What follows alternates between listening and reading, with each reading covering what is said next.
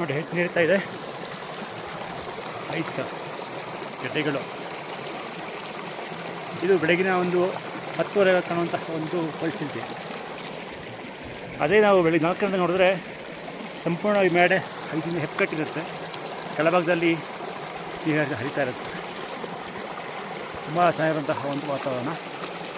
ಇದೇ ತಪೋವನ. ಇಲ್ಲಿ ಪ್ಲಾಸ್ಟಿಕ್ ಮುಕ್ತ ಪ್ರದೇಶ. ಇಲ್ಲಿ ಯಾವುದೇ ಕಾರಣಕ್ಕೂ ಪ್ಲಾಸ್ಟಿಕ್ಗಳನ್ನು ಹಾಕಬಾರ್ದು. ಇಲ್ಲಿ ಒಂದು ಸಲ ಸಿಂಪಲ್ ಊಟಕ್ಕೆ 5 ರೂಪಾಯಿ ಆಗಿದೆ. 500 ರೂಪಾಯಿ ಆಗುತ್ತೆ ಸಿಂಪಲ್ ಊಟಕ್ಕೆ. ಯಾಕೆಂದರೆ ಜನಗಳಿಗೆ ಇಲ್ಲಿ ಬರೋದೇ ಕಷ್ಟ. ಇಲ್ಲಿ ಅಂತ ಬರುವಂತಹ ಜನಗಳಿಗೆ ಊಟ ಕೊಡಬೇಕು ಯೋಚನೆ ಮಾಡಿ ಎಷ್ಟು ಕಷ್ಟ ಇರುತ್ತೆ ಅಂತ ಅಂದ್ಬಿಟ್ಟು. ಆದರೂ ಬರುವಂಥದ್ದಂತೂ ತುಂಬ ಅದೃಷ್ಟ ಮಾಡಿರಬೇಕು. ಅವೆಲ್ಲ ಡೇರೆ ಹಾಕಿರ್ತಾರೆ. ತುಂಬ ಚಳಿ ಇರುತ್ತೆ ಇಲ್ಲಿ.